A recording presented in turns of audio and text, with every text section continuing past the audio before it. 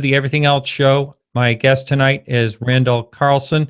He is a master builder and architectural designer. He's all kinds of things. He's a teacher, a geometrician, a geomythologist, geological explorer, and a renegade scholar. He's had 4 decades of study, research, and exploration into the interface between ancient mysteries and modern science. He's been an active Freemason for 30 years and a past master of one of the oldest and largest Masonic lodges in Georgia. And he's been recognized by the National Science Teachers Association for his commitment to science education for young people. How are you, Randall? Doing very well, Martin. Boy, we just barely got this show on, trying to get this technical stuff together. I'm so glad we got it together, though. Well, thank Cameron for that. Yeah, right.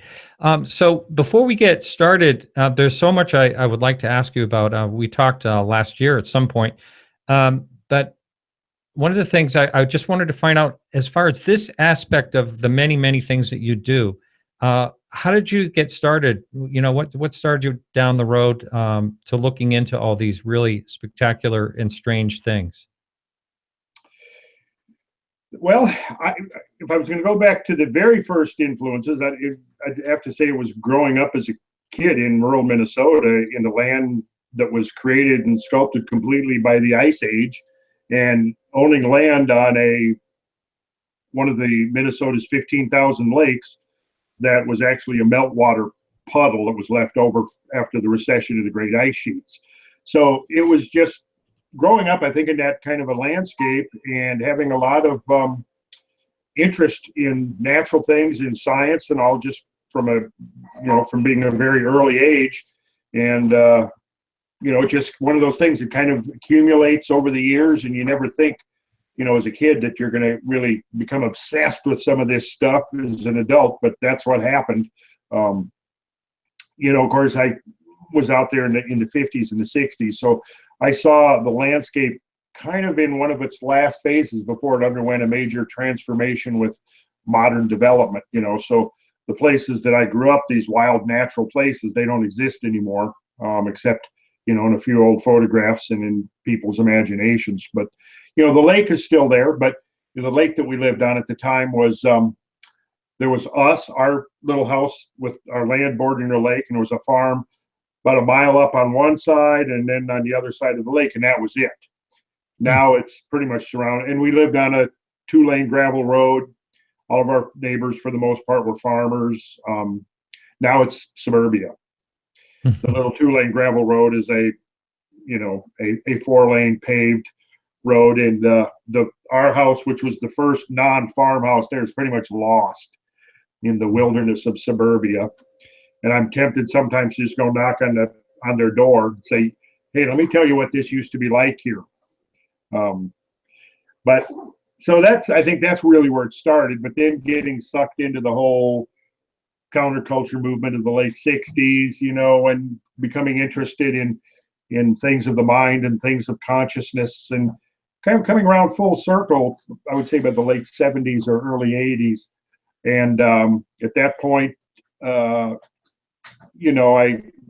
lot of my interest in mythology and archaic traditions and spiritual traditions and stuff led me kind of back to realizing how important the landscape was to our ancestors, and how they encoded and embodied stories in the landscapes, just as they did in the sky, in the stellar patterns. All cultures utilize the elements of the sky and the elements of the landscape to encode their ancestral stories and their traditions, and this is how they're handed down by tales of how this particular rock came to exist, or what happened when the coyote got transferred to the sky, or these stories that I found very, very interesting. So at some point, I think probably about the mid 80s, I began to really realize that these stories weren't just things that had been conjured up by our scientific, illiterate, barbaric ancestors, but were actually vehicles for teaching and the transmission of knowledge and actual, real historical experiences of people that once lived. That realization was very, very important to me. And so at that point, this is what kind of led into, I think you used the term geomythology. I think it almost came out as geothermology, but it's geomythology, which is actually becoming a more legitimate scientific discipline, which is essentially looking at traditions that have been handed down in the form of myths and tales and folklore and so on, and extracting out from that the underlying historical verity of these particular traditions, the actual events that are being memorialized in these stories, even though the stories may have taken on an idiosyncratic or a moral or a spiritual connotation. Nonetheless, when you read these stories about, great floods and fires and these events, they are actually conveying real scientifically verifiable information. And this is essentially what geomythology is. It's looking at these myths and stories from around the world and realizing that, yeah, we can actually reconstruct, we can find important clues here that can complement the kinds of clues we're getting from other scientific branches today, whether those, whether we're looking at geology or astronomy or archaeology or paleontology or sedimentology, whatever the case may be, that the knowledge has been handed down to us. This corpus of these traditions can actually powerfully complement the work of modern scientific inquiry. So it's difficult to pinpoint where it was. I mean, there were certain points where I certainly had an epiphany, where I can pinpoint one. I've told this story before. In 1969, summer of 1969, I went to a rock concert that was on the bluffs of the Minnesota River Valley, outside of Minneapolis, Minnesota. And at that particular point, the bluffs are about 250 feet high, overlooking a valley that's 5 miles wide. And there's matching set of bluffs on the opposite side. And so I was out there on a beautiful early summer day in 1969, and I decided to take a break from the crowd and the music. So I wandered, maybe a half a mile away over to the bluff overlook, and I was standing there looking down onto the valley spread below me. And I saw the Minnesota River, the modern Minnesota River, flowing there in a channel. And as I looked back and forth, this was my first intimation of this concept that's become extremely important to many of the things that I've attempted to understand over the years, which is scale invariance, or another term that would be used would be fractal self-similarity, in the sense that what I saw was that this smaller river below in its channel mimicked this gigantic channel whose edge I was standing up on these 250-foot high bluffs. Of course, at the time, I knew really nothing about geology, and it was just really an intimation that I had about that circumstance. And it was only later, probably a decade and a half later, or maybe even 2 decades later, in doing research. In fact, I got challenged. I was giving a lecture in the 80s, and I was talking in the context of, I was talking about architecture, and I was talking about scale invariance in ancient architecture. And the idea in scale invariant use in ancient architecture is that the part of the whole design, the component, the piece has to in some way mirror or reflect the geometry of the whole. And so what you have is you have a pattern or a proportional relationship that's constant throughout the structure, regardless of the scale. And this applies, of course, to geometry, geology as well. And this is why, in fact, your backdrop is a good example of that, because you'll notice that if you're sitting here without anything for scale, you look at that picture that is your background there, and you don't really know, well, what are we looking at? But if there's a building or then you look down below and you can see, oh, there's boats down on the water, or you look on the other side and you see a building, or then I've superimposed modern Niagara Falls there in order to give this sense of scale. But if you look in any geology textbook, you will see photographs, say, of an outcrop, and there will always be something in there for scale, because you may be looking at a picture and you go, am I looking at something here that's a foot high or 100 feet high? You don't know without having something in there for scale. So this idea of scale invariance applies not only to the realm of design and architecture, because this was one of the key principles of the designers of these old sacred structures, was this relationship between the part and the whole. To create, it was believed that was the basis of harmony itself, was this this proportional relationship between the part and the whole. So anyways, I was using that. I was talking about that. That was the subject of the lecture. And then I segued off into discussing scale invariance or fractal self-similarity in the geological realm. And I cited this case of the Minnesota River Valley and how the small river channel mirrored or mimicked this big channel that you can actually see quite clearly with Google Earth now. In fact, it may be may possibly be, I might have even sent you a digital relief map of that particular area where I was looking. Now, so anyways, this guy who had a degree in geology was in the audience, and he challenged me. He said, no. Because what you're saying, no, is that there was a giant river there that would have cut this very large 5-mile wide, 250-foot deep channel catastrophically. And he says, in geology, we know that everything happens one grain of sand and one drop of water at a time. And so what you're talking about, it took millions of years. And I said, well, I'm pretty sure that it wasn't millions of years. I'm pretty sure that what we're seeing there was not something that was slow erosion, because even then I knew, well, wait a second, we know that there were ice sheets there 15,000 years, massive ice sheets. And we know that 5,000 years later, they're gone. So there had to have been enormous amounts of meltwater, but I hadn't yet at that point really delved into the specifics of it enough that I was able to quote any facts and figures. But him challenging me really kind of got my goat a little bit. And I said, okay, I'm going to really get down to the details of this and be able to actually argue my point here. So I ended up actually enrolling in college and majoring in geology and did quite well in it. I never went through and got the degree because I realized, well, what are my career options with my degree in geology would be basically work for the government or work for industry or some corporation. And that's not where my interest in geology was at. My interest in geology was in learning how to decipher the landscape of this planet. So in any case, what I learned subsequently is that, oh yeah, guess what? Mainstream geologists who've studied that agree that, yeah, there was a giant flow of water through there, and they called it River Warren. And the peak discharge or peak capacity of Glacial River Warren was about 4,000 times greater than the modern Minnesota River that flows in that valley.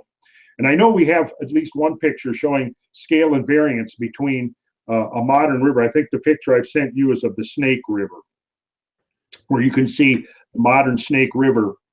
I'll see if I can get that up there. Yeah, if you can do that, that'd be cool. Because that's exactly what I'm talking about here. And I took this picture from the air, so it's about 3,000 feet up. In fact, I could tell you if you have the images there, I might just. Yeah, you can tell me which image it is, and I'll pull it up. Okay, let me just go there for a second. Yep. It would be image 8TABA.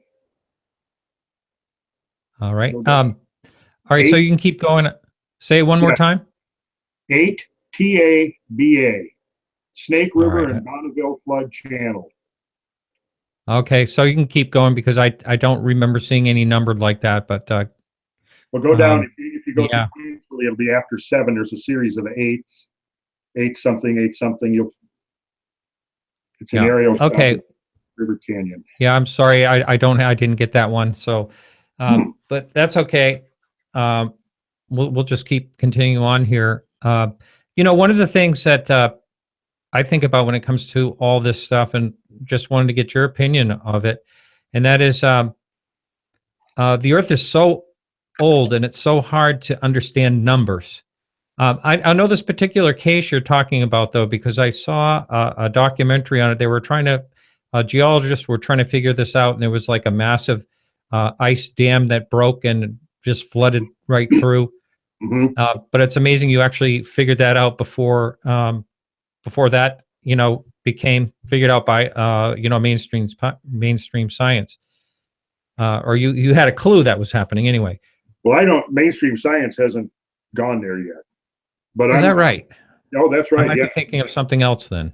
They've got a textbook explanation, which, for Well, the feature that you're superimposed upon, that's Dry Falls Cataract. And that was a peak discharge flowing through that scene there of about 350 million cubic feet per second, which is about 10 times the flow of every single stream, creek, and river on Earth flowing all together. And that was just one flood stream of these gigantic floods at the end of the last ice age. Well, no, I started having questions about I traveled over this landscape in 1970. Of course, I was a year out of high school. I had no clue what I was seeing other than that these landscapes are very impressive. And there's something happened here. How do you explain this? I didn't see this particular feature, but I saw the northern end of the Channel Scablands. We drove down the Columbia Gorge. I don't know if you've ever been through the Columbia Gorge. Lots of people have. And anybody who's driven through the Columbia Gorge is going to testify that it's an extraordinary geological phenomenon there.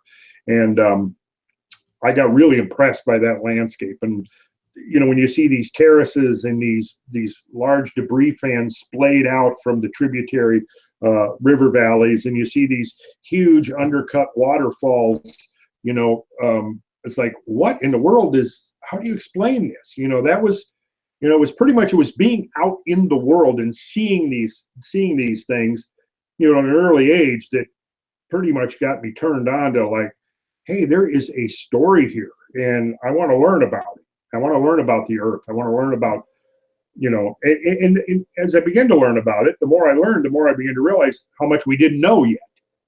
And of course, when I started turning to some of the archaic traditions, you know, one of the things that I found over and over and over again was that it was a very much a catastrophist worldview, as contrasted with the very gradualist worldview that prevailed through most of the 20th century in our understanding of the Earth history.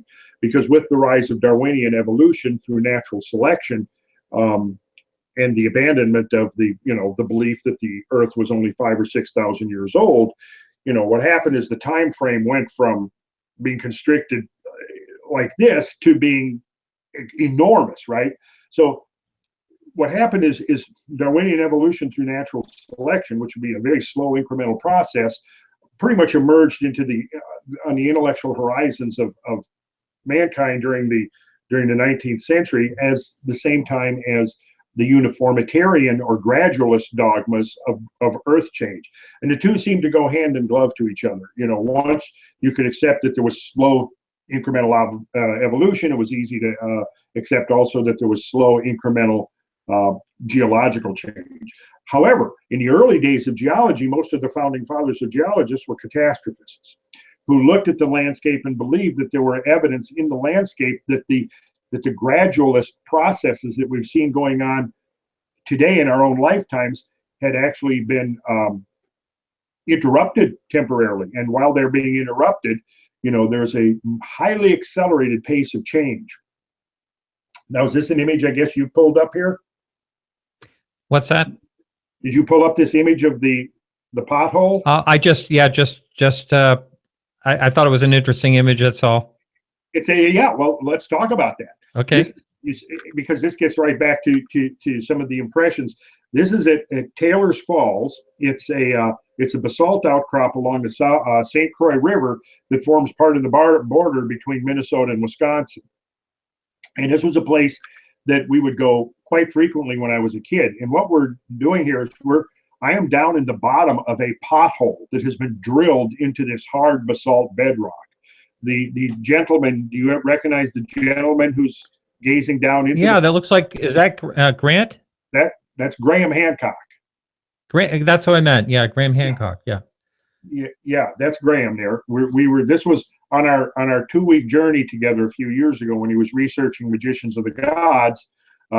This was actually the last geological stop that we made, was this particular outcrop along the St. Croix River, where there was this enormous, extremely violent torrent of meltwater that gushed through there at the end of the last ice age.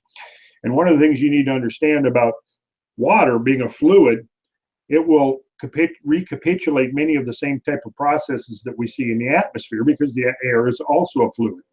But what you see here is that this is the evidence of colking. Now, colking is what happens when you have the extreme turbulence in deep, swiftly moving water, and it actually forms what you could think of as underwater tornadoes. And they are like literally like whirlpools, underwater tornadoes that can spin with extreme force and power. And what they will do is they will pick up loose sediment, and that loose sediment can be anything from sand up to boulders, and it'll pick up that sediment and train it within the whirlpool, and that becomes like a massive drill, like a massive hydraulic drill, and it can drill literally into bedrock. And so we're standing here, I'm down in this pothole looking up at Graham. This is not even one of the biggest ones. This one's probably looks like it's about 15 feet in diameter. I'm probably not in the full bottom of it. The very largest ones are, I think, up to 25 feet in diameter and 80 feet in depth. And there's a couple of dozen of these things on this one particular outcrop, which is clear evidence that there were these massive turbulent floods rushing through here.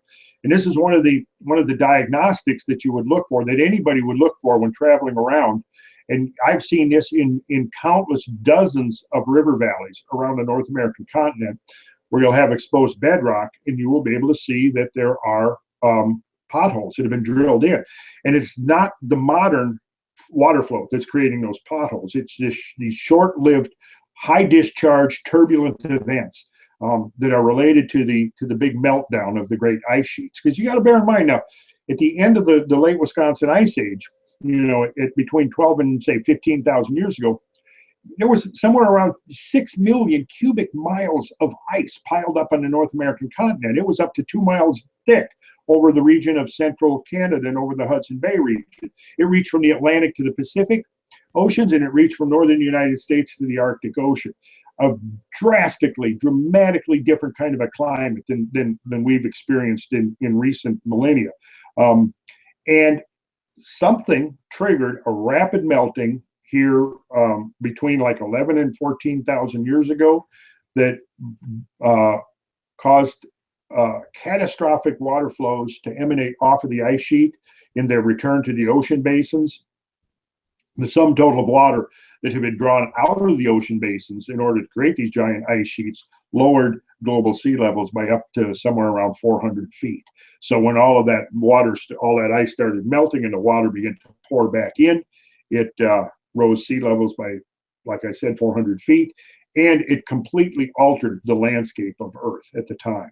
And it was also associated not only with direct meltwater, like what you're seeing here in Dry Falls Cataract. This would have been direct meltwater coming right off the Okanagan lobe of the Cordilleran ice sheet, it would be called.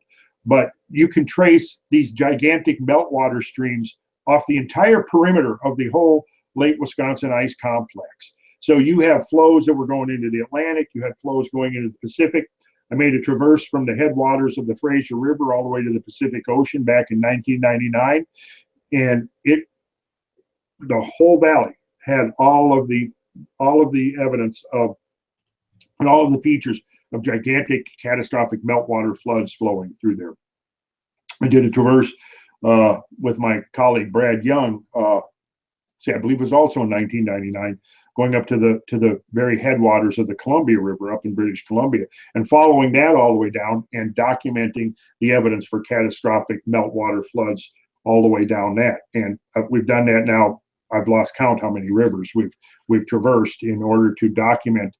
And I have not seen a single river valley in North America that was not carrying enormously augmented flows at the end of the last ice age. Not one single river valley have I seen that didn't have evidence of, again, enormously increased discharges during that phase.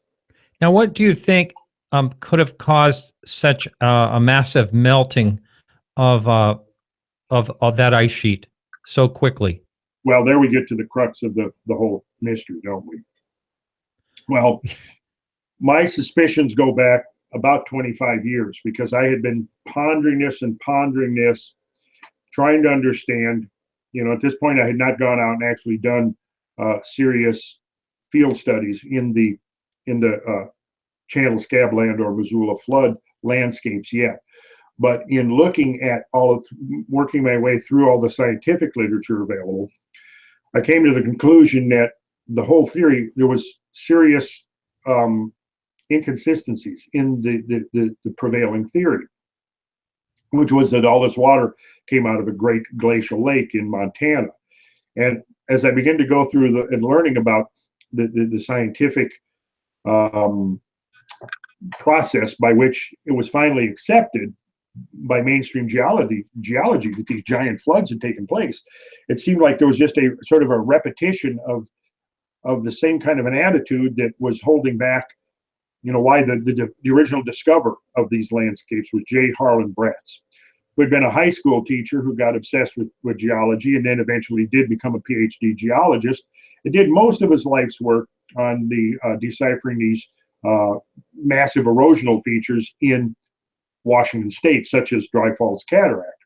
And he began publishing on this, and I think his first paper was in 1923, specifically on the formation of these channel scablands. And mainstream geology basically considered him a crackpot. And for the next 25 years, he spent most of every season out in the field with graduate students and documenting these features. And he created these maps, and he showed from not only from the erosional effects, but from the depositional effects, because you got to realize that when you have a flood, there's going to be two parts to this process. You're going to have an erosion part of it, or an erosional phase, and then all of that material that is picked up and moved and trained and moved over the landscape, it's going to get dumped somewhere. So you've got the erosional, and then you've got the depositional. And so he was basically documenting both and showing how you could only, might take one of the features, for example, and explain it by non-catastrophic forces. But then when you took the whole suite of features all together, there was no way to explain it other than something extremely catastrophic, profoundly catastrophic in terms of the scale of these floods. Well, the main geological objection was this: you can't explain the source. You say there were these gigantic floods, 10 times the flow of every river on Earth, but you can't explain where the source of the water came from. Therefore, there were no floods. That was the essence of the logic for 25 years, right? Wow. Finally, you have another geologist, worked for the U.S. Geological Survey by the name of J.T. Pardee, who, while Bretz was studying eastern Washington, he's studying western Montana, about 500 miles to the east. And what he was doing was looking for evidence that there had been a gigantic glacial lake. Because the first thing he saw in his first paper that he wrote was back in 1910. And what he saw was that there were two things that clued him that there had once been this huge body of water within these mountain valleys. One was the sediment on the floor of these valleys, which was to be typical what a geologist would call a lacustrine sediment, which is a lake bottom sediment. And then up on the mountain sides, there were a succession of shorelines that were very clearly demarcated and preserved. And these are fossil shorelines. They show up very conspicuously on Mount Jumbo and Mount Sentinel, right there near the University of Montana in Missoula. You can see them very clear. I think I've sent you a picture where you can see these shorelines, and that should be pretty early on. If you look there, try 7B. Yeah, I don't have any of those numbers. I only have like the 10, 47, 48, those numbers. I don't have any like 7, unless it's Mount Jumbo JPEG. shorelines. Yeah. Mount Jumbo shorelines. All right, let me just take a look. You might be able to see. Go ahead and keep going if you want to know. Yeah, so J.T. Pardee saw these shorelines, saw the typical lake bottom sediments, and then had concluded from the elevation of the top shoreline outside of Missoula, Montana, that the lake right there had to have been close to 1,000 feet deep. And so he began to trace these shorelines and lake bottom sediments, came to the conclusion that somewhere to the west of there in the Clark Fork Valley, there had been an ice dam. And this idea had actually been proposed by T.C. Chamberlain back in about 1896, I think, who also saw evidence that there was this large volume of water. Well, what happened was the geological community was eventually able to come around and say, oh, okay, look, Pardee has provided the explanation. All the water came from Lake Missoula. There was a big ice dam there. The ice dam gave way, and all the water from Lake Missoula drained out and carved the channel Scablands on its way to the Pacific Ocean. So as a result of that, they began a provisional acceptance of the idea of catastrophic flooding. But in my opinion, what they did was they said, okay, the source of water was Lake Missoula. Well, some of the studies have shown that there may have been over 600 cubic miles of water accumulated in those mountain valleys. That's an enormous amount of water, an enormous amount of water. Okay, so my perspective on it was, well, where did that water come from? Okay, let's see. You are looking at the Palouse there, the rolling Palouse. That's just, I'm just pulling up different images. You don't really have to talk about it if you don't want to. It's we can certainly talk about that, but I think we need to get our images coordinated here. And you know what? I will, I can do that. I think I have just, I'll get there and then we'll have, I think we can get our images coordinated. Yep. Because I might have had the wrong, okay. So now I've got yeah, this. you may have sent me the wrong folder. Okay, you want to go for the shorelines, go to 1012, 1012.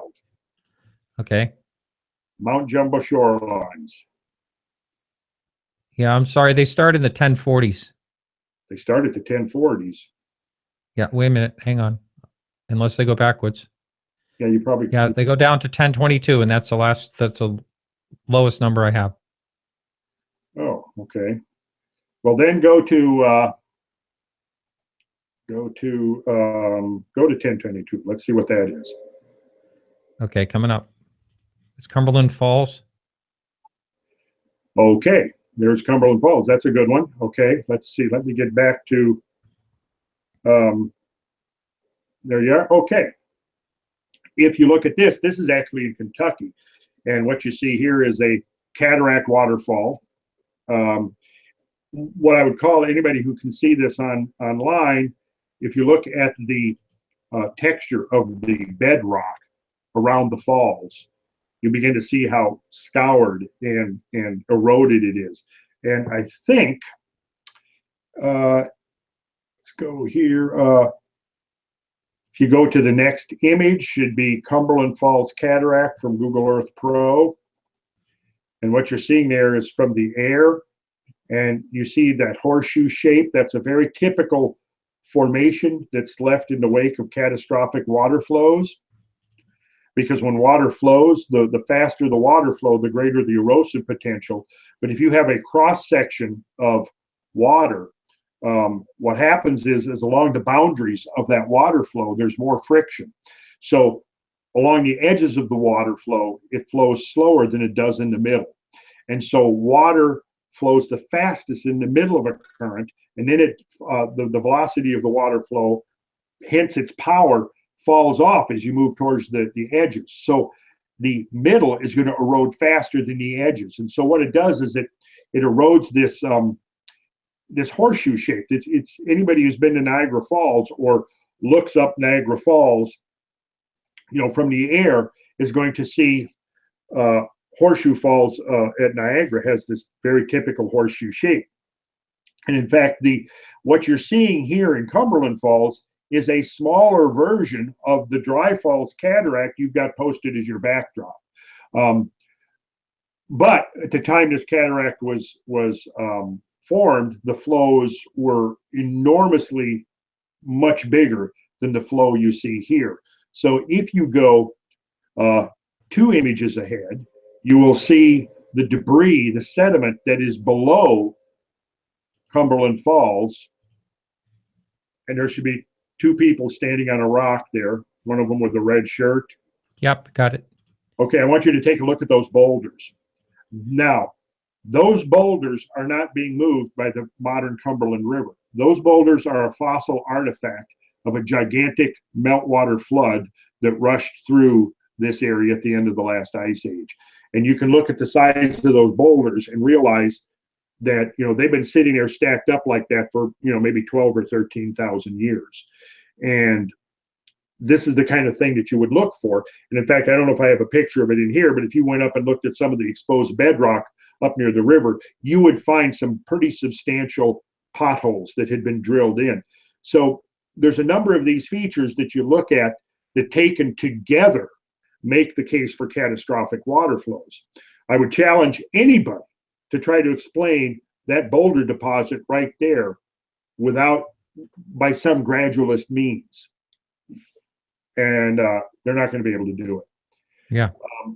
If you go to the next one, 1025 Falls Creek Falls, Tennessee, you're going to see another cataract. You're going to see that horseshoe shape. I think do you have it up there now, Martin? Yeah. Let's see. No, now we're looking, okay, those are more, okay, this is. The 1025. Yeah. Okay. But okay. we can put another one if you give me the image number. I will give you the image number. 1026. Naraka Falls. Nakalula Falls. Okay, that works. I was gonna have you pull up 1025, which is Falls Creek Falls, Tennessee. All right. Okay. And what we're looking at here is just, again, there are more examples of very much like the feature you've got as your backdrop there. The feature you've got as here we go. This is Falls Creek Falls. Once again, what you're going to see is this horseshoe-shaped profile, which is utterly dwarfs the modern flow that's in there. And the other thing to notice is also the undercutting. You notice how you can see how it's almost like a cave under the waterfall. That is created by massive violent eddy currents that are sweeping around in a circular fashion, undercutting the rock, because what you have here would be what's called a plunge pool. And when the original water flow that created this thing was happening, the entire screen here would have been filled with water. The height of this, from where I took this picture, I would have been completely submerged by this flow at its peak.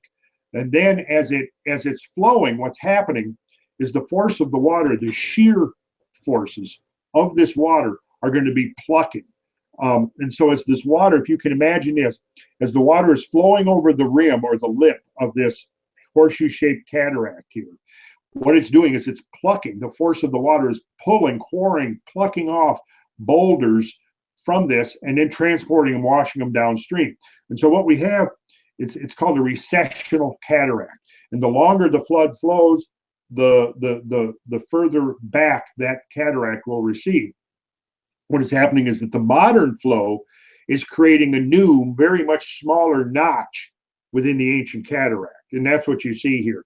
And what you're seeing here is, maybe somewhere between 12 and 14,000 years of more modern scale erosion following the catastrophic flows at the end of the last ice age that would have cut this. Now this is Tennessee.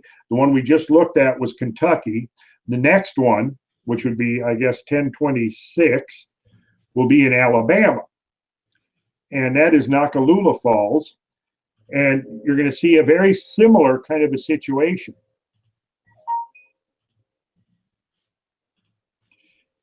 Yeah, okay, so there's Nakalula Falls. And as you look at this, we're seeing this semicircular kind of horseshoe shape. We see this massive undercutting. And anybody who's looking at this, I want you to pay special attention to the texture of this rock that you see exposed here, because the texture of this rock really kind of tells the story about the forces, the violent shear forces that were sweeping in a circular fashion below this falls in order to cut this erosion like this. And you can see the human figures in here, how small they are. And obviously, as you're looking at this, here you see the modern creek. The modern creek had nothing to do with creating this cataract formation that we see here. It's simply occupying the channel that was cut by the much more ancient, much larger current flow. And then I believe the next image is looking downstream from this. Yes. So if we go to the next image, which would be 1027, you begin to see the debris that's below the falls.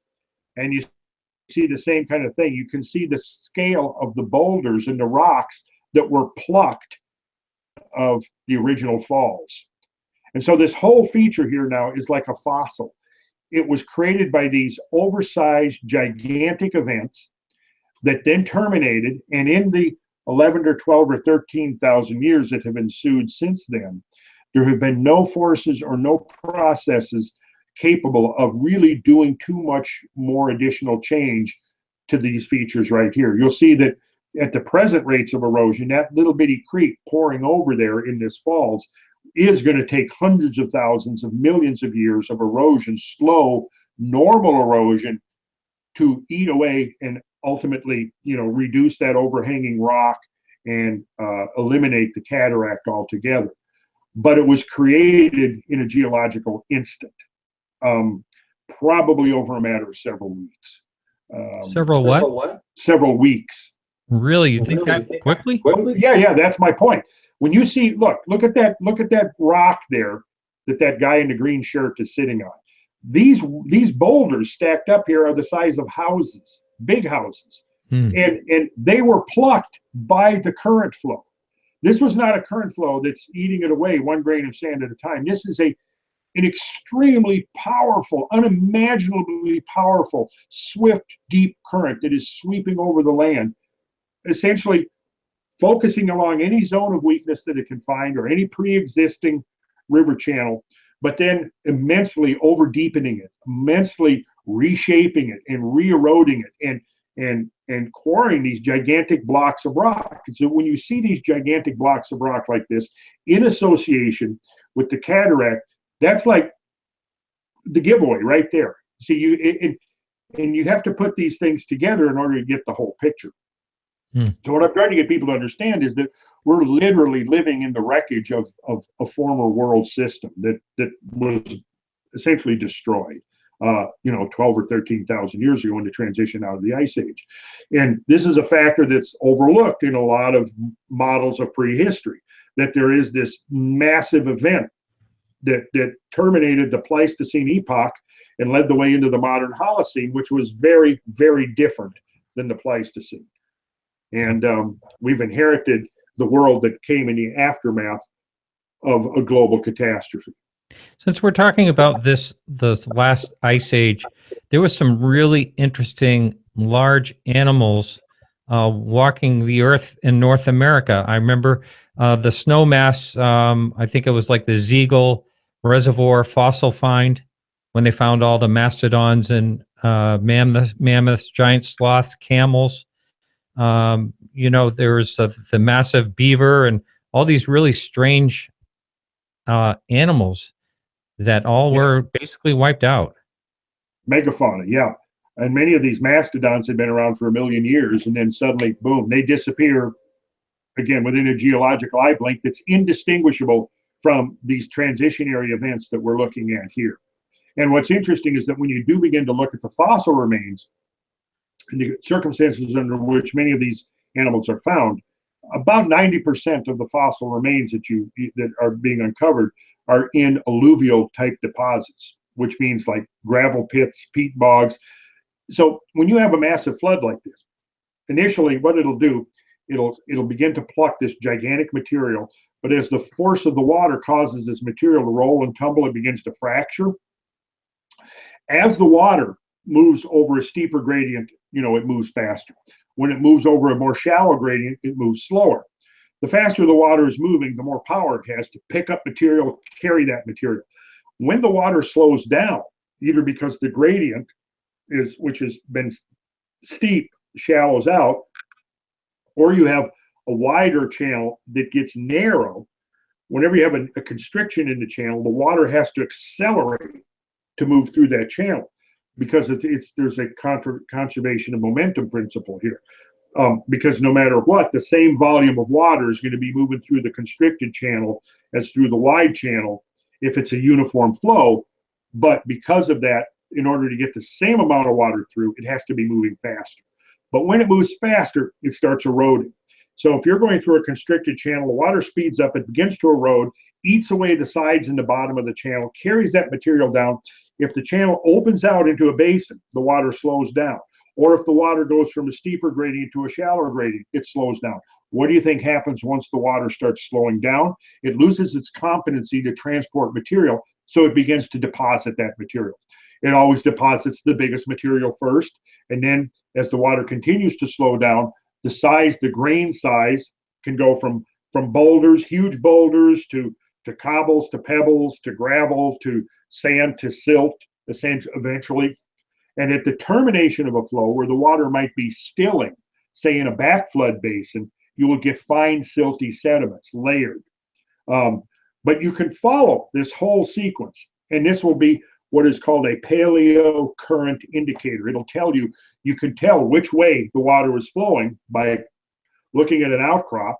And if you notice, oh, look here on the north side are big boulders, and as you move, successively towards the south, the material gets smaller and smaller, and then finally 2 or 3 miles to the south, it grades out into fine sand and silt. You know that that's the direction that the water was moving as it was slowing down and begin to deposit the material, its load of sediment that it's carrying. So all of these things are the kind of things you would look at in the field in order to try to reconstruct the events. Another thing that you would look at is called imbrication. So if rocks are being carried along in the stream, when the stream lays down those rocks, what it does is it tends to stack those rocks, almost if you could picture that you have a series of books on a shelf, right? And they're standing upright. And then I push on it from this direction, and then the books tilt over, you see? And they become imbricated. So they kind of become stacked. And you can see many examples of that in the geological realm, even on a small scale.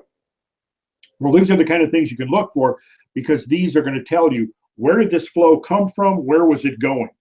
In order to try to reconstruct. Now, I guess to come full circle, what I'm saying here is that when you begin to look at the remains, the fossil remains of the extinct animals, to get back to that, and that's where I'm going back to, is that most of the time they're going to be found in alluvial deposits, meaning they're found in deposits that were laid down by flowing water. Oftentimes they're in peat bogs, where if you have a backflood place where you might have a basin with no particular outlet, and you have an inrush of water carrying sediment and whatever might be floating in it, and then the water settles in there, and it's sediment laden. Eventually the water settles down, but what you have in the aftermath is a bog, a low spot, as kind of a swampy peat bog. Lots of these extinct megafauna have been found in peat bogs. The majority of them are actually found in gravel pits when they're excavating for maybe a borrow pit for a railway, or excavating for a highway, or in just a gravel quarry. They're digging in there, and what do they find? They find, the remains of an extinct mammoth or a mastodon. Or they're found extruding from the terraces along river valleys, like the famous Big Bone Lick in Kentucky, on the Kentucky-Ohio border, was on a tributary to the Ohio River. And there in the late 1700s, explorers came across this valley along this river there, and in the terraces of this river were huge bones sticking up, rib cages and skulls and all kinds of the bones left over from a herd of mastodons that apparently had been caught in a flood, swept down, drowned, and then as the material deposited, it now forms the floodplain of the modern river. But then what happens is the modern floodplain is entombing all of these fossilized remains. So if you have a modern flood, let's say like a 50-year flood, a 100-year flood that comes along, causes some major erosion within the modern valley, it might expose things that had otherwise been buried, right? That's kind of what happened with the famous Beresovka mammoth up in 1901. With the ending of the Little Ice Age, there was a general thawing that began up in Siberia. A bank collapsed and exposed the skull of this 6-ton woolly mammoth that had been entombed in the permafrost. And this is a very interesting story. But the study of an animal, from the time that it dies until the time that it becomes preserved as a fossil, those processes, which can be variable, are referred to as taphonomy. And the taphonomic circumstances under which these fossils are found are an indicator of how they died and how they came to be preserved, because under normal gradualistic scenarios, animals that die out in the landscape are not preserved as fossils. For example, here's two good examples. Think about the bison, the American bison, which roamed North America by the millions with the arrival of the Europeans, and were decimated down to only a few hundred individuals at the turn of the century. It's like 40 million of them at one time. Yeah, it was a huge number. I don't know the exact number, but it was a huge number. And there were thousands upon thousands of them that were killed and just left laying on the prairie, right? Mm-hmm. How many of those became fossils that we now find and dig up from, the bison slaughter of the 19th century? None, because under gradualistic scenarios, what happens is those remains are recycled and consumed by scavengers and by bacterium and literally within a matter of years. Even in fact, when some of those first droughts were hitting Central Africa in the 80s, you had an enormous elephant mortality. Several million elephants perished during those droughts. Wow. And you would have huge numbers of elephants that died at some of these dwindling water holes. There have been studies done on the post-mortem taphonomic circumstances of these elephants that died. And what they discovered is they would go back to document. The first year, there's an entire intact elephant skeleton there, right? 5 years later, they can't find anything.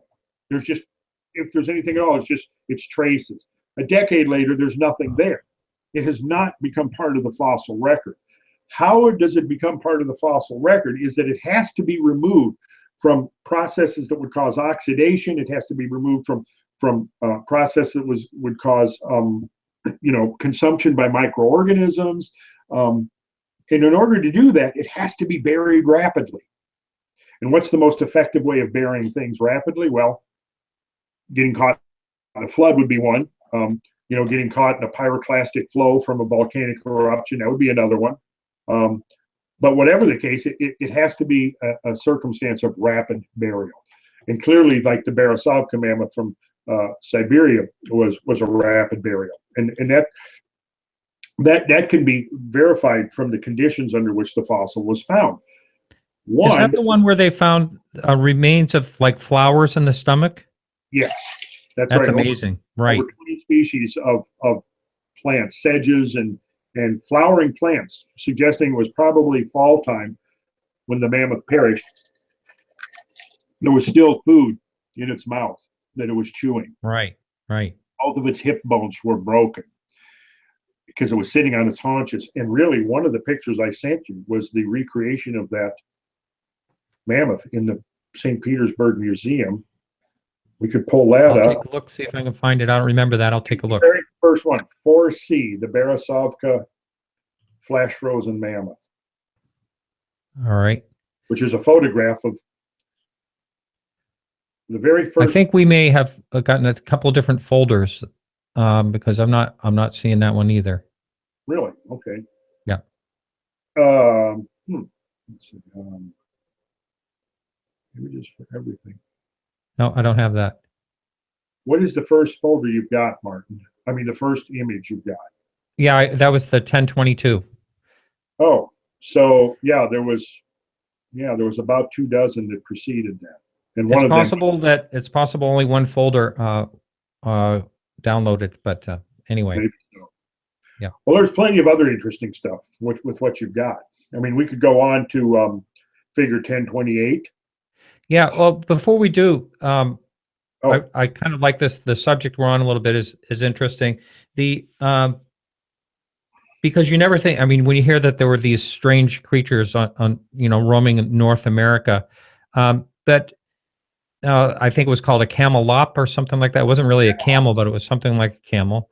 The camelop. There's the dire wolf. The dire wolf. And then there's a short-faced bear. Is that what that was called? The giant short-faced bear. Yeah, he stood 6 feet tall at his shoulder. Was considered to be probably the most formidable predator of the Ice Age. And so do you think at the time, do you think that it's possible in, like, let's just say North America, that there were people encountering these? I mean, there's a lot of controversy when, where there was people across North America. You hear, possibly a lot more ancient than mainstream science suggests that there were. Do you think that people were encountering these? Oh, absolutely they were. We know they were because, you know, we found there's been effigies from ancient Native Americans that appear to be carvings of mastodons. We know they were hunting. Oh, that's right. Yeah. Mm-hmm. Because we found Clovis spear points embedded in mammoth rib cages. Yeah, there were definitely coexistence between. I mean, the Clovis culture, which was the culture that was here in North America right at the very end of the last ice age, disappeared right along with the megafauna. And but there's a lot of evidence now to suggest that people were here much, much longer than that. And it probably, I mean, there's a paleontological site. I'm sorry, an archaeological site in South Carolina that has dating that they dated back. It might be as old as 50,000 years. And I have not yet had a chance to really go into the details of that. So I'm not going to affirm it 100% yet, but it certainly does seem plausible. And what I've initially looked at, it certainly does seem like there's a strong case for the fact that there were people here tens of thousands of years ago, which of course then means that our ancestors were coexisting with the megafauna, no question. And then probably experienced a major population bottleneck or disruption at the same time that so many of these megafauna went extinct. There was, in North America, there were 35 genera, or North-South America, there were 35 genera that went extinct. And depending on how you divide up the species, at least 100, maybe up to 120 some species that went extinct, all within a very short period of time. Which would have coincided, interestingly, exactly with the major episodes of flooding and the major episodes of climate change that brought the planet lurching out of the depths of the ice age between 11 and 13,000 years ago. Now, I know there's different theories on how ice ages start. One is the wobble. I've heard that, but there's no real hard science on how ice ages start, and we've had a number of them. I don't know exactly how many, but a number of them over the life of the planet. But the interesting part is how, again, I come back to how this all melted to cause all this, these earth changes that you point out, the potholes and because that water is so powerful. We saw that examples of that in just watching the videos of the tsunamis, and what that could do. And what, that's just minor compared to what you're talking about. Yeah, those tsunamis were, in some cases, they were up to 30 to 50 feet, but in most cases, they were up 20 to 25 feet in height when they made landfall. Mm-hmm. You look, anybody who's watching this who wants to get a better idea, just YouTube those tsunamis and watch some of those clips, and you'll get a sense of the power of 20 or 30 foot deep water moving. And then in case that we're looking at here, in some of these cases, we're talking about, if you go to, let's see, if you go to image 1037, which you should have. Okay, I'll pull that up. Go ahead. 1037, yeah. Okay, what you see there is a giant current ripple field. Yeah. Actually, if you go back one to 1036, you'll see a modern example for comparison. Okay. Okay, so what you see there is this. I took this picture in the aftermath of Hurricane Ivan back in 2003. And what you see here is that this was the floodplain of the modern creek, which had not been submerged for at least 50 years. And when Hurricane Ivan came through, the water rose up out of the creek bed and spread out over the floodplain, which is now mostly ball fields. But in this particular area, you can see the rippled sand that it left behind. Now, anybody who's walked on the beach or walked along a river or a creek and walked on a sandbar is going to see something similar to this. The water that deposited this sand was right at 2 feet deep. Easy to tell because we could see the high water line on trees and on buildings and so forth that were very close to this spot right here. So we'd be able to look at this, and I've got a measuring tape spread out there, so as you can see that the wavelength of these ripples varies between 2 and 4 inches, and the amplitude varies between a ½ inch and an inch roughly. And you get this elegant rippled pattern. Now, Martin, go to the next slide, and you will see an example of current ripples on an altogether different scale. And that was 1037. That right? would be 1037, yes. All right, I'll get to that. Here we go. There it is. Okay, here we're looking at the same phenomena. Beautiful, beautiful example of scale and variance that I was talking about earlier. Mm-hmm. See the small scale that we just saw. Now we're looking at a current ripple field that's 10 miles long, and the largest ripples have an amplitude of 30 to 50 feet and a wavelength of between 2 and 500 feet. And for scale, you can see there's actually a highway going down there. There are clumps of trees. Right down at the lower left is a farm with a farm building. If you go, and we're standing actually in the troughs between some of those largest of the ripples, you wouldn't be able to see over.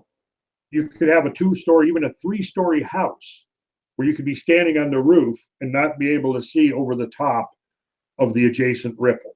That's how big this thing is. The water, the river that flowed through here, that left this. Now picture this.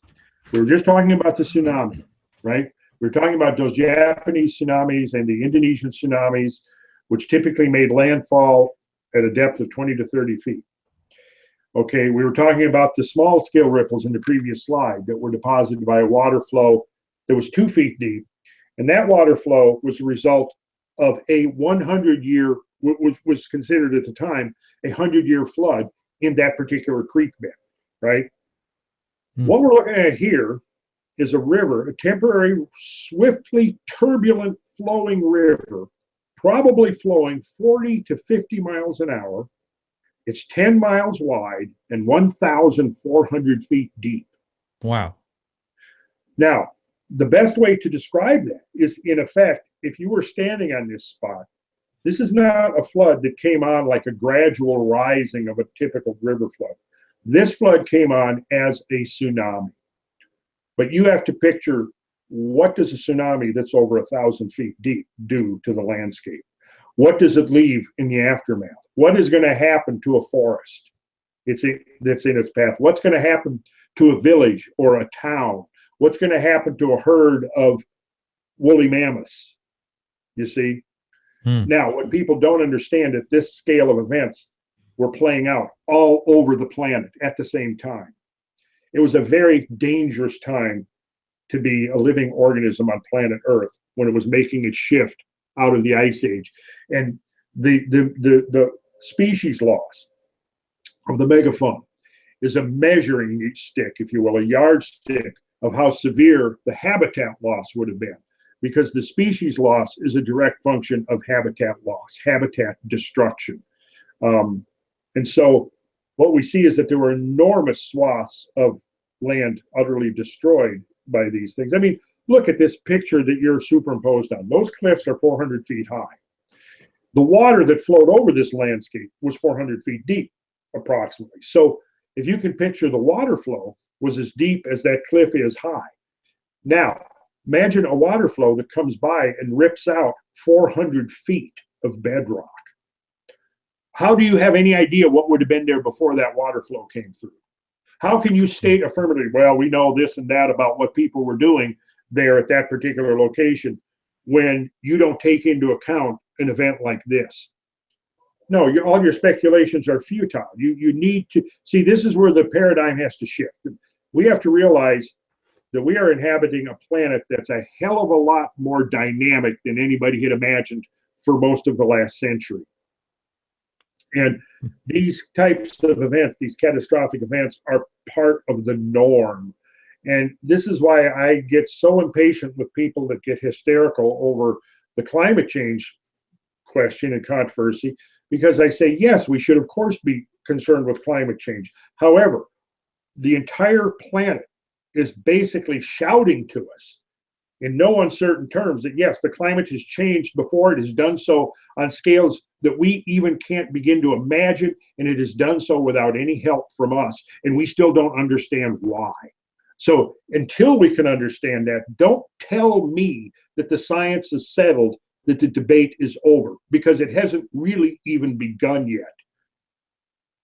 Well, getting back to the natural climate changes that have happened, is it a total mystery on how they? I don't believe so. No, I think what we have to do now is, and again, part of this paradigm shift is, kind of in a way, reconnecting with sort of the perspectives of our ancestors, who were confirmed sky watchers.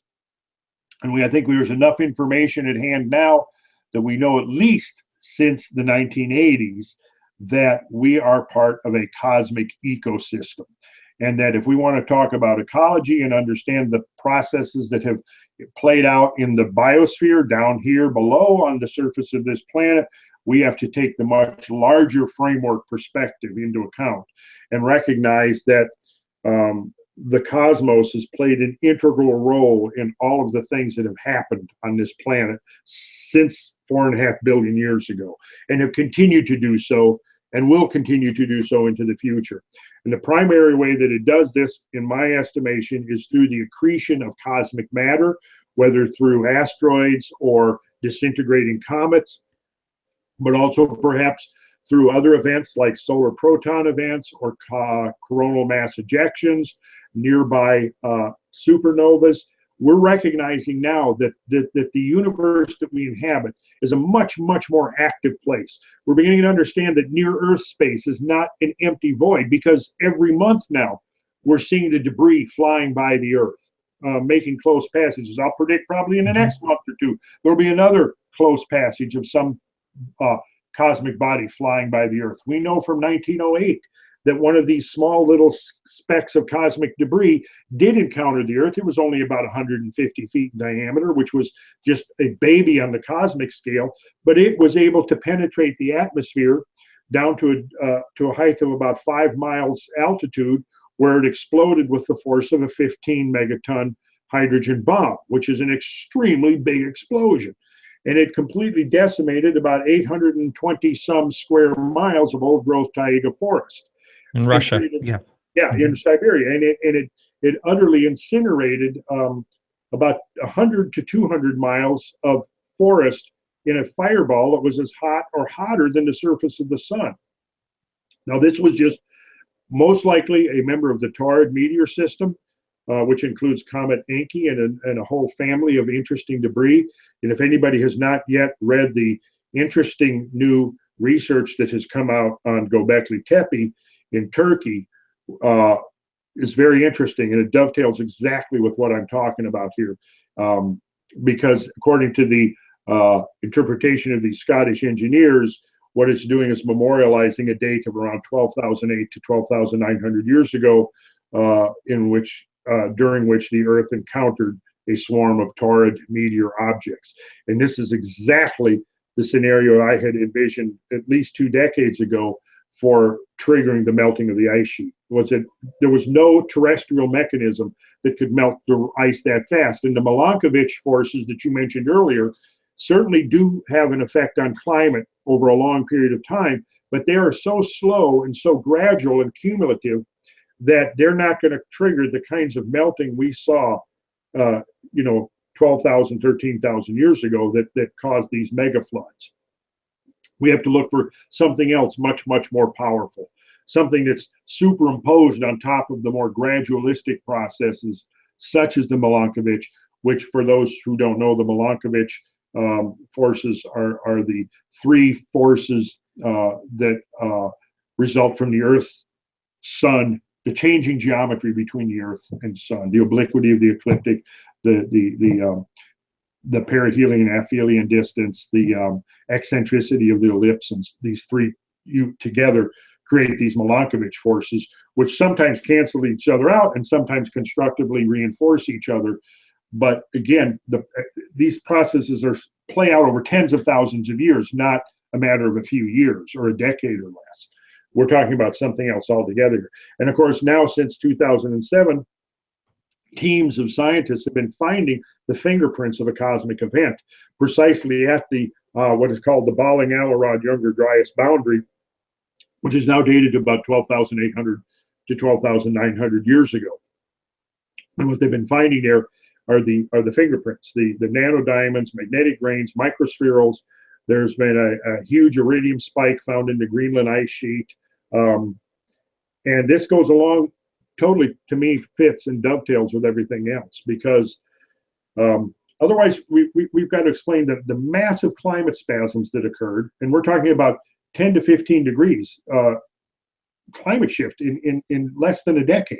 I mean, many times greater than what we've experienced in the last century. This is why, again, I get frustrated when somebody says, oh, this is the greatest, most rapid warming that's ever happened. Well, no, then you don't know about the Balling-Allarod-Younger-Dryas warming that occurred, or 1,300 years later, the Younger-Dryas Primordial warming that occurred, where we're talking about temperature shifts of up to 10 degrees centigrade, possibly in less than 5 years, possibly in as short a time as 1 or 2 years. And there's really no way to explain this, in my opinion, except we start looking at forces outside the Earth, what the term would be exogenic forces from outside the Earth, and realizing that the Earth is an integral part of this much larger cosmic environment. And that, to me, is the next really scientific conceptual breakthrough that is going to be necessary, is for us to understand that, yeah, a lot of what has happened in the history of this planet has been influenced, if not governed altogether, by events that originated outside this planet. And now, coming full circle, the realization that, yeah, even to some extent, human history has been influenced by events from outside. And this is a very interesting subject that we could get onto possibly for a future discussion. I would like to say, though, that for anybody who is interested in this, if I'm going to hold this up, this is the new Blu-ray version of the Cosmic Patterns and Cycles of Catastrophe, which, if they go to the Sacred Geometry International website, they can get with Cameron Wiltshire on there and get a copy of this. We've just got done the Blu-ray. I think there's between 4 and 5 hours of stuff there, and there's dozens and dozens of high-resolution images. And a lot of the stuff that we've been looking at here is in here, plus a lot more. So, and this hopefully will, the sales of this will continue to help us to help to fund continued research and work into this field, and getting this information out and making it available so that people can understand, yes, there is this larger story. It's not just some kind of fanciful speculation, but is grounded in hard science and grounded in some of the most venerable traditions of our species going back centuries and millennium. And I've worked very hard to try to make this plausible, to show that the research is there, the hard research, the data is there, the story is there.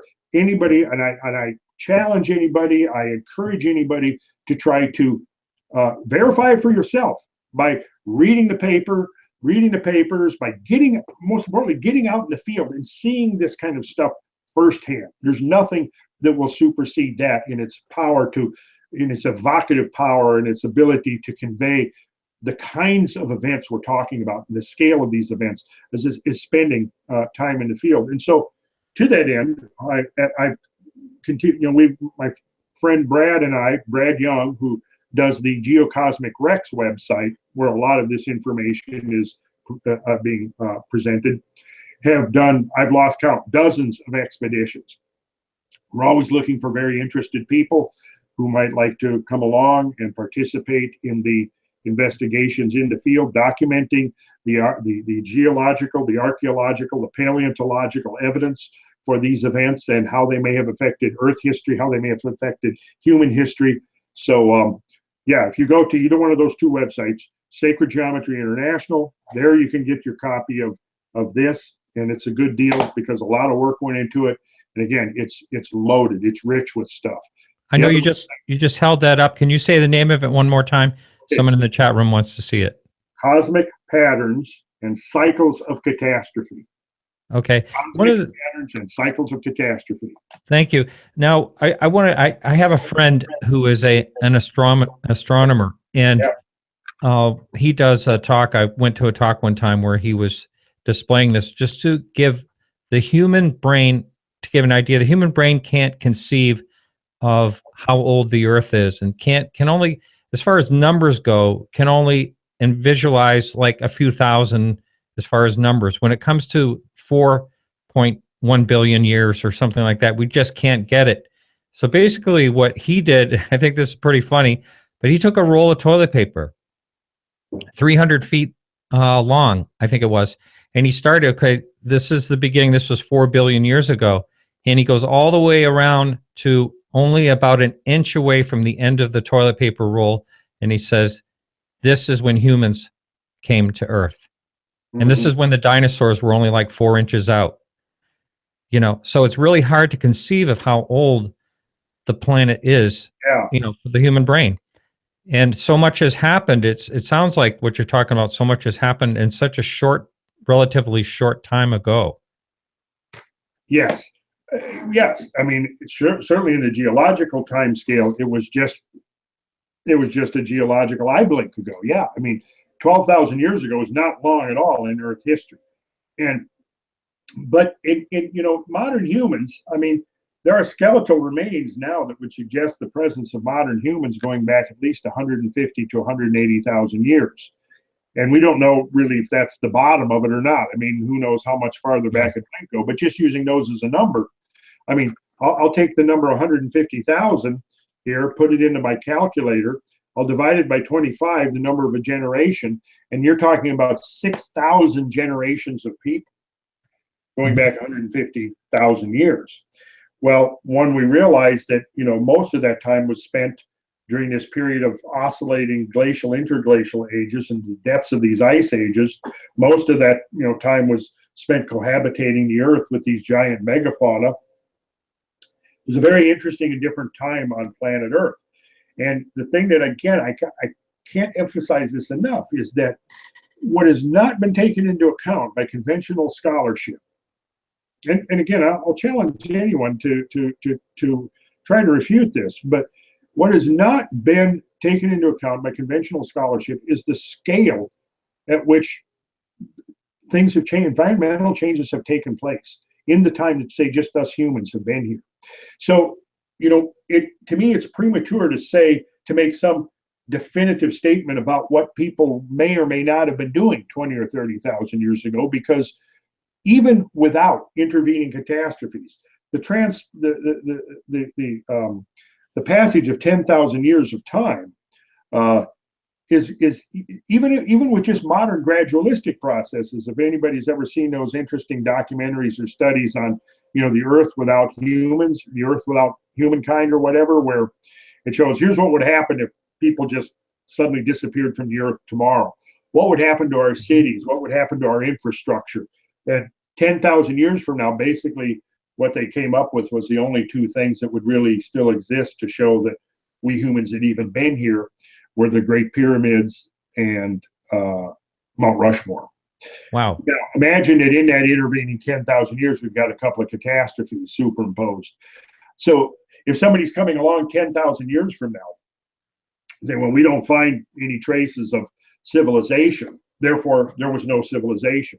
It's kind of the same thing as when they were saying to Bretts, well, J. Harlan Bretts, well, you can't provide any explanation for the source of your floods, therefore there were no floods. You know, you can't. Well, here's the problem.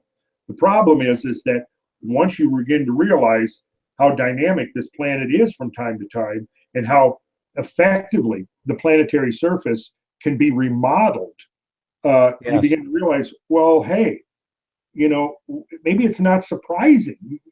Maybe what's surprising is the stuff that we do find, you know, because again, looking at this picture you got on your backdrop here, you're talking about a 400-foot river that swept over this landscape 60 miles an hour based on the gradient of the rock there. So powerful that it can rip out 400 feet of rock. And it's going to do this in a matter of a few days to a few weeks, somewhere within that span of time. Washes this stuff down, literally obliterates the landscape. What was going on? Wouldn't matter. I mean, this kind of a water flow flowing over any major urban area on Earth today would essentially erase that urban area from existence. Yeah. You know, I heard that the Great Pyramids will be completely vanished in 25 million years. I mean, is that possible? I don't know. 25 million, yeah, that's a lot longer than 10,000. Yeah. I would expect that to be true. Yeah. It just where, just from sand erosion. I guess that's how they would get this. Now, a while back, you mentioned the word supernova. Now, I know if something like that happened within our own galaxy, we'd be in trouble. Well, I think the main way we'd be in trouble is that the shock wave, if you want to call it that, when it passes through our solar system, could dislodge cometary bodies from the Kuiper disk and send them hurtling toward the sun. And I think that's the main mechanism by which galactic forces tend to be most typically modulated into a solar system level, is that, outside the orbit of Neptune, there's this vast reservoir of comets, vast disk of comets called the Kuiper belt or Kuiper disk. Right. Mm-hmm. Beyond that is the Oort cloud, which is a vast spherical cloud of comets. But the Oort cloud, the inner zone of the Oort cloud, is just outside the planetary realm. And so studies have shown that alignments of the big outer planets, primarily Uranus and Neptune, can sometimes be enough to cause perturbations within the inner zones of the Kuiper disk, causing comets within the Kuiper disk to become dislodged and either move to a higher orbital shell or a lower orbital shell, moving to a lower orbital shell. In other words, because the disk is slowly rotating around the sun. So you have to picture that each one of these comet nuclei, which is in deep frozen state, in a state of hibernation, is circling the sun, right, slowly. Now, if there's a planetary alignment in front of it, in effect, the gravitational pull will act as a slingshot, accelerating its orbital velocity. If it accelerates, it moves out. If it's behind it and it decelerates the orbital velocity, what it does is it drops in closer to the sun. It comes inside the orbit of Neptune. Once it becomes inside the orbit of Neptune, it now becomes subject to the gravitational perturbations of the four big outer planets that also include Jupiter and Saturn. And it just so happens that the masses and the distances between the four large outer planets are exactly what they need to be, the spacing needs to be, in order to affect if you will, a bucket brigade transfer of cometary objects towards the inner solar system. I think I get into that in this DVD that I've got here, and maybe show even some graphics or something to explain that, how it works. But as it turns out, coincidentally, the masses and distances of the four outer planets are such that it can create this transfer of cometary nuclei. Once the big planet, the big giant Jupiter, gets a hold of it, Jupiter's either going to hurl it back out, or it's going to cause a deceleration where it begins to fall in towards the sun. And now it gets locked into an elliptical orbit between Jupiter and the sun and begins to undergo a hierarchy of disintegrations, creates a stream of debris in near Earth space that Earth can encounter, and encounters with that debris can have all kinds of consequences, depending on whether it's micro debris or macro debris. If it's micro debris, it can just be dust, celestial dust that accumulates or accretes to the Earth. This could be part of what causes the onset of an ice age, because if the planet accretes a large amount of cosmic dust, it'll do the same kind of thing as a volcanic eruption that spews particulate matter into the atmosphere. It can reflect sun back out into space and cause a pretty extreme cooling of the global climate.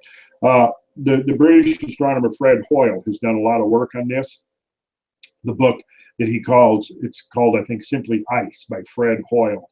He gets into a theory which I think still holds up, actually, and makes sense about what happens when cometary dust comes into the atmosphere in large amounts. And then, of course, we might have encounters with the actual debris, because all meteor streams are the remnants of comets that have disintegrated in orbit around the sun. The Taurids, the Leonids, the Aretids, the Geminids, all of these meteor streams were once part of a comet nucleus that came in around the sun, being, like almost like a ball game, being pitched back and forth between Jupiter and the sun. And in the process, it disintegrates and devolatilizes and spews nearer space with the byproducts of its disintegration. This is probably what happened in 1908 with Tunguska, as we were talking about earlier, with that 150-foot piece of space debris that plunged into the Earth's atmosphere. It was probably a remnant of the Taurid meteor system, which is likely the result of a very large comet that came into the inner solar system between 20 and 30,000 years ago and began to undergo a hierarchy of disintegrations. And I think maybe played a critical role in bringing on the last phase, what's called the late Wisconsin, the last phase of the Great Ice Age, which really happened between about 25 and 26,000 years ago. And then by 18 to 20,000 years ago, the planet had plunged into the depths of full glacial cold. And it was an extremely cold time. And then come around 15,000 years ago, between 14 and 15,000 years ago, the Milankovitch processes that we were talking about earlier were kicking in, and you had this constructive amplification of the Earth solar geometry that caused a warming, and that warming caused the ice sheets worldwide to begin to recede, they begin to shrink back. And but then that warming process suddenly around 12,900 years ago got suddenly interrupted. And this was that Balling-Allarod Younger Dryas event. And it's at that horizon line now where these teams of scientists have been finding the fingerprints of a cosmic event. Wow. And so that's an interesting story. And I'm working on that quite a bit now. And I'm going to be on the Joe Rogan show. I think it's going to be on the 16th. Oh, really? And, yeah. And we're going to be discussing this. Me and Graham Hancock will be on there with Michael Shermer, who I think is going to take. Oh, really? Michael Shermer. I had him on a show before. That should be very interesting because he'll counter about everything you're talking about. Well, he'll try. Yeah. But I mean, the facts are the facts. I mean, I'm not making this stuff up. This stuff, it's coming right out of my, if it's not coming from the peer-reviewed literature, which I've, arduously worked through thousands over the years of scientific papers dealing with all of this stuff that we're talking about, and then have gone out and interviewed key individuals working on this stuff and spent, thousands of hours in the field exploring for myself, documenting myself. So, I don't think Michael will have done this. So, he's probably going to be pretty much trying to defend the status quo ideas. But listen, there's so much evidence out there now that to contradict the status quo. For example, the idea that humans killed off the megafauna. That's just, it makes no sense. And really what we know now from the studies of, cultural remains like the Clovis people, they disappeared. There appears that there was a major human bottleneck at the same time that there was this mass extinction of megafauna. And so, but even without that, it's like, really? You mean you're going to say that Paleo-Indian hunters on foot with spears, small roving bands, were able to utterly annihilate over 100 or 120 species of megafauna on 4 continents within a matter of a few centuries or even 1,000 years? I don't think so. That doesn't make sense. No, when you start thinking about it, it doesn't make sense. Problem is now, is that was proposed back in the 1960s and became the dominant theory. Within the last decade or two, that idea had begun to decline because, for one thing, there was a lot of studies showing that, that the people that did live here simultaneous with the megafauna, yeah, sure, some of them were hunting megafauna, yeah, no question. But at the same time, they were also hunting lots of small game. They were fishing. They were doing a lot of foraging. They had very diversified diets. And you have to go, okay, 40 million is the Frank C. Hibben, the anthropologist from the University of New Mexico back in the 40s and 50s, estimated that there was somewhere between 40 million individual megafauna that died at the end of the last ice age. And it was like all these species, like we've just been talking about, 4 species of mammoths, the mastodons, the camelops, the giant beavers, the cave bears, the giant short-faced bear, the dire wolves, the giant Irish elk that had an antler span up to 16 feet. Incredible, incredible animals, giant armadillos, the Mylodon, the list goes on to giant ground sloths. All of these, boom, within, a geological instant, they're gone. And Right. are you going to tell me that roving bands of Paleo-Indian hunters that may have been a few dozen individuals up to 100 individuals or so were able to exterminate these animals so fast, so simultaneously over broad areas of the Earth's surface that they couldn't even reproduce? But what we now know is from the evidence is, I'll say what we suspect strongly from the evidence, is that there was a human population decline that went right along with it. And so really, rather than humans being the perpetrators of the mass extinction, they were also victims of the events that caused the mass extinction. And I think that's going to be the truth that a lot of the defenders of the status quo are sooner than later going to have to face.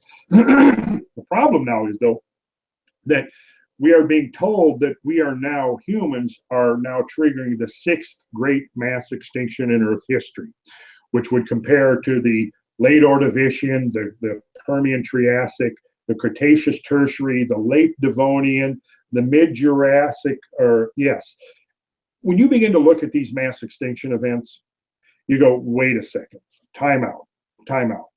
How can we be in the middle of an event that's comparable to one of those? If we take just the Cretaceous Tertiary event alone, which it was kind of in the middle of the spectrum of severity, right?